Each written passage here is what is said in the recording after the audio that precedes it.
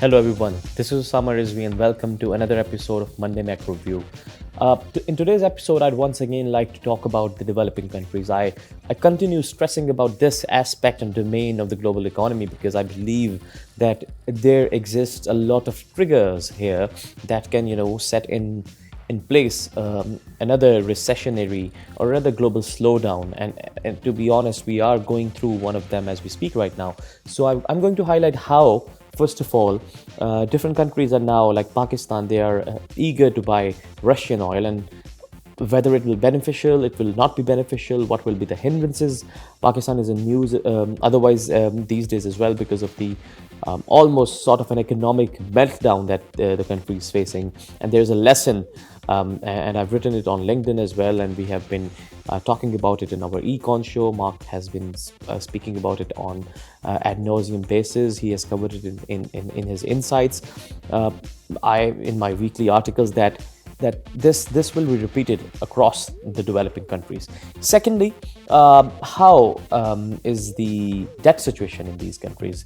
A few charts. I'm going to just establish my point using those. And finally, how I want to highlight that how it's not only that the European politics is affecting the developing countries or the global south, but also the European weather. And let's just jump right in.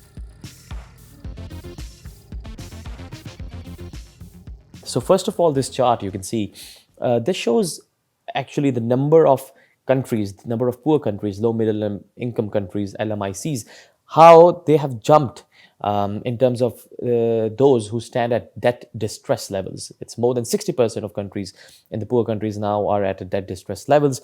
This was a very interesting article by Martin Wolf in the recent Financial Times editorial, and he has established this time and again that he and other writers that, and I am also trying to do the same, that why we need to look at this part of the world. This chart shows that the external debt since 2000 it has only increased. We've spoken about it in the past as well. So according to the IIF, International Institute of Finance, about more than 50-60% of the external debt, the rise in total debt of the world, which now stands at $315 trillion, especially the rise was registered after pandemic. Most of it came from the developing countries, and most of it was at either a low or negative or very low interest or zero interest rates. And that is how, this chasm of paying back the money and hence leading to recession, that is how it is playing out. But here you have a very interesting highlight. So most of the most of the increase in the debt has been registered uh, with China. So this speaks to the growing prowess, diplomatic and economic power of China, and this speaks to the overall geostrategic situation of the world.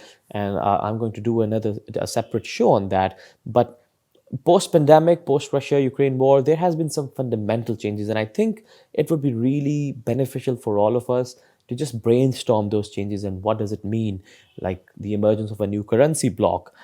So yeah, this speaks to that. Talking about developing countries, Pakistan has recently stepped up its game to get some discounted Russian barrels. So that's a very good development. But from a strategic point of view, if I was advising the government, I would say they need to go through China and do not engage directly with Russia because of the diplomatic side, because you may incense your decades old UAE vendors with whom we have long term contracts. Plus, we need to really do a cost benefit analysis, whether the freight costs, the delays, the refineries in Pakistan, whether all of these technical aspects really fit together with this narrative or not. But yeah, as other countries are getting it, Pakistan might as well do it, but there is other way. But this also speaks about the shifting flows in oil, especially Russian oil, and Russian oil continues to find new markets. And this speaks also to the fact that whether we will see, even in 2023 and after 5th of February, a ban on Russian products, whether we will see a disruption in flows or we will continue with the readjustment or realignment of flows. Both mean quite different things for the global markets and the oil prices as well. I'll turn to now European winter. there was so Europe was very successful. They built up inventories above 80%, and there were articles that heralded the end of energy crisis in Europe and the end, and that Putin has lost. But a very interesting recent thread by a person called Francesco on Twitter. He has shown some interesting data which shows that European gas inventories have fallen week on week from 81% to 78%, breaking that psychological mark. Also, he sees that whether the mild temperatures, winters will now turn into more severe ones. This was corroborated by this news item that you can see on your screens, which expects that in parts of UK we might see temperatures dropping further. This Henrik Leopold, thank you to Mark to referring me to him. I was researching about the polar vortex, how strong it is going to be, and hence how strong will its effect be on Europe, hence the winters, the gas inventories, and the prices and the energy crisis. So we see that the number of withdrawals has touched its highest by the mid of January. And this really goes against the common narrative out there that, okay, the gas inventories are full, there's a mild winter is in place, and all is hunky dory. It isn't. It also shows the next slide.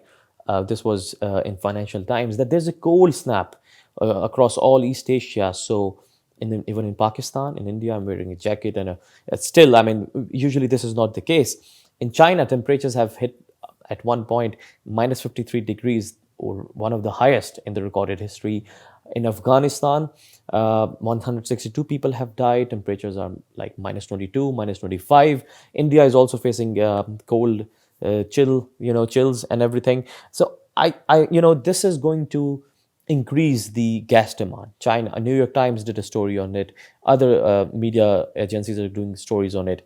So we have this falling temperatures, then we have falling gas inventories, and then we have China's reopening, which can affect, as I said this in the previous show, which can affect about 7% of the whole continent's annual LNG demand. So all of these factors combined, and that these factors will nudge the global policymakers into further delaying their pivot in terms of winding down the monetary policy tightening. I believe these point out that it is too early to call off a European energy crisis, and that we still need to tread really cautiously, right? Lastly, the market sentiment tracker, we can see that the recessionary side still continues to get heavy. However, things are getting lively on the recovery side as well. We see a drop in figures, inflation figures, that Fed is thinking to shrink the hikes in the coming months. US PMI is recovering. So these are these are symbolic of some hope, but we have talked about this, that it does not mean that things are getting better. It only means that things aren't increasing or not getting worse with the same speed as it was. But that's not to leave you on a negative note. I believe that if things go well, we might see some sort of improvement in the global economy in the second half of the year. So that's all from my side today. Next show, I'm going to talk about the fundamental changes in the global economy and overall in the global geostrategic environment post-pandemic and post-Russia-Ukraine war. Thank you so much. Have a great week.